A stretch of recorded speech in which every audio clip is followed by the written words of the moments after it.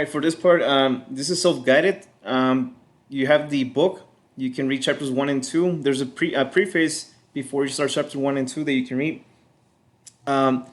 So again, you can use the book study, the book, to answer the questions for chapter 1 and 2. And again, all I'm going to do for the rest of this video is I'm going to read this aloud. If you prefer having me read this aloud, make sure that you follow along. I'll be using the mouse cursor. Who was Nelson Mandela? In the heart of Timbaland in South Africa was a grand house.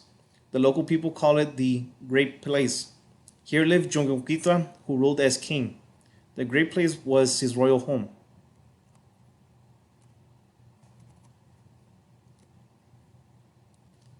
On this day in 1927, Joringba was holding a travel meeting. The man talked about important matters. Also in the room was a young boy who had to come to live at a great place only a short time before. He was 9 years old.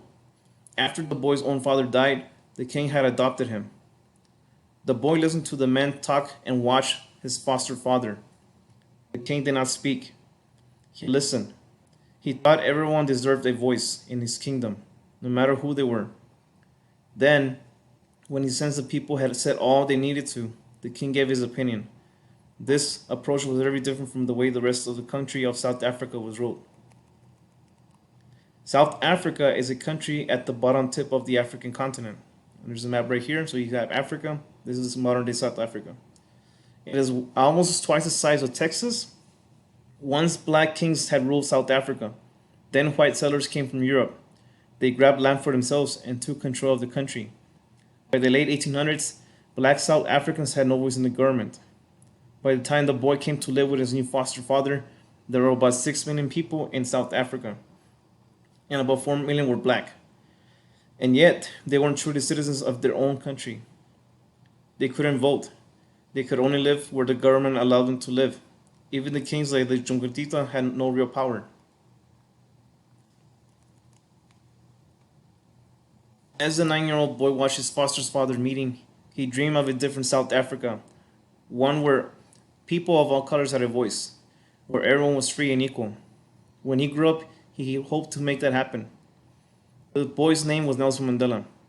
One day he would change South Africa. One day he would change the world. Okay. All right, so we're going to start off chapter 1.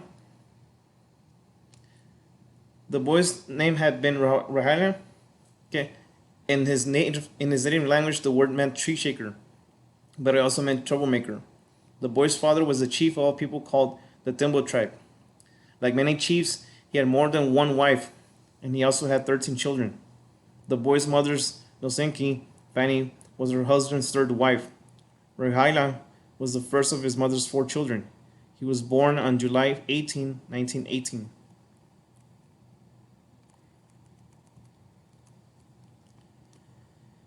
This picture right here goes back to the very first lesson that we went over for this unit. So when we ask you like what's going on in those pictures, so you'll get the explanation from here. At the time, South Africa was ruled by the British. The white government strictly controlled what black South Africans did and where they went. Black people had to stay in their own neighborhoods and villages, which were called homelands. If a black person left his homeland for any reason, he had to carry a special pass that gave him permission to travel, even if he was only going to a white neighborhood to work for the day. A black person without a good reason for being in a white neighborhood would be arrested. When Rahaila's father ignored his summons from the British government to appear in court, he was stripped of his title and most of his land and cattle. The boy and his mother went to live in a village where she had been born. The boy went to school run by the Christian missionaries from Europe. For his day of school, his father had given him a pair of his own trousers cut off at the knee to replace the blanket dyed in the red clay.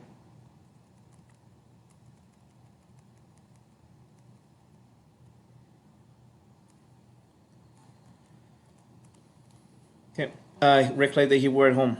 When the boy got to school, his teacher gave him something else, a Western name. From that day on, Rorihihala will be called Nelson Mandela. Nelson shared 3 small huts with his mother and younger sisters. He brought sheep and cows to and from the pasture. His favorite game was stick fighting.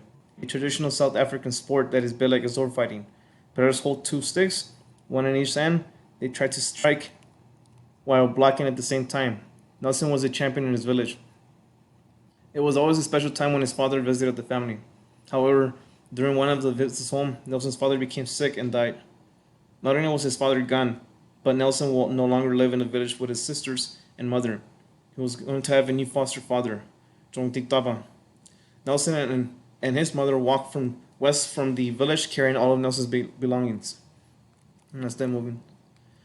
They walked all day on the rocky roads. When they arrived, Nelson couldn't believe his eyes. He had never seen a home as big as this one. A fancy car drove through the open gate. The man who stepped out was a short and heavy and wore a European-style suit. This was Jonquin Tipa. Although Nelson's new world intrigued him, it was scary being in a strange place all alone. Luckily, Jonquin Tipa had a son named Justice, who was 4 years older than Nelson. The boys hunted with slings, explored the countryside, and raced horses. Nelson went to a better school than he had in the village. He studied English, history, and geography, but he learned the most by going to meetings with the tribal leaders. Nelson dreamed that one day he might be a great leader like his foster father. Nelson loved to listen to stories of African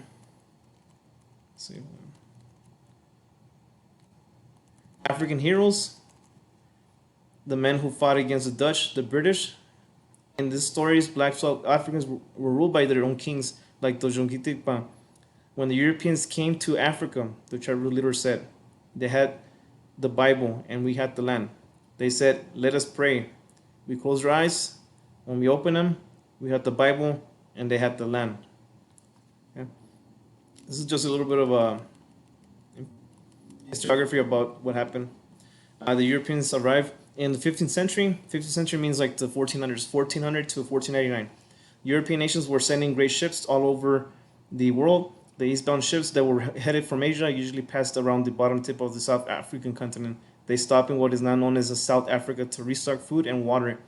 In 1647, a Dutch ship wrecked on the southwest coast. The Southern sailors liked the area so much they stayed and built a fort so that many Dutch came as settlers. They pushed the native people off their lands. The Dutch formed their own colony in Africa under Dutch rule.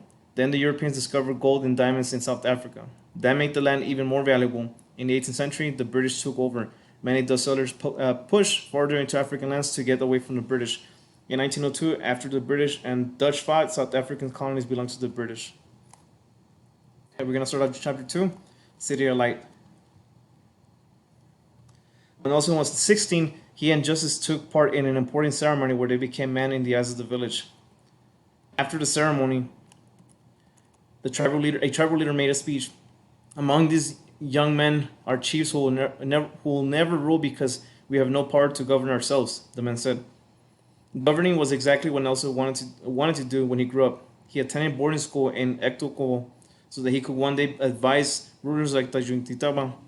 Then in 1937, he transferred to Headdown, a church-run college. From there, he went to Fort Hare, the only all-black college in the country. Many white South Africans thought that all black people needed to learn was how to serve white people. Schools like Fort Hare gave black South Africans bad ideas. They thought they made black people think that they were as smart as white people and could compete with them for jobs. Fort Hare, which is this building over here, did give Nelson ideas. He began to study the world outside of South Africa. Nelson planned to one day work for the Native Affairs Department, which enforced laws such as the pass laws requiring all black South Africans to carry a passport all the time. Okay. He hoped to change the laws so that black people will be treated better. He worked hard in school and to reach his goals. But in 1940, Nelson resigned from the Students' Representative Council in protest of the bad conditions in the dorms. Supper was 4 remarkably thin slices of bread, Nelson's college friend Oliver Tampo will later say, taken with a small cup of milk water. The school authorities said any student resigning from student government will be expelled from school. When Utiba found out that Nelson had left the school, he ordered him to return. He also ordered him to get married. He found Nelson the perfect bride. She was fat and dignified, Nelson said later. Some say she was in love with justice. Neither boy wanted to get married yet, so they ran away to the greatest city in South Africa. To Nelson Mandela, Johannesburg looked like a city of light, a vast landscape of electricity, he called it.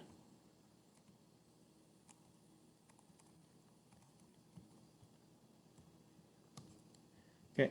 He and Justice got jobs, but were soon caught by the Jungdingos men. Justice had to return home to take his father's place one day, but Nelson convinced his foster father to let him stay in the city and study law. In Johannesburg, Nelson made new friends like Walter Sisulu. Sisulu was the son of a black cleaning lady and a white government official. He had worked many different jobs and led strikes for better wages for black workers. Sisulu got Nelson a job at a law firm. He also encouraged Nelson to enroll at a local university as a law student. Nelson married Sisulu's cousin Evelyn in 1944, and they soon had a son, Thembi.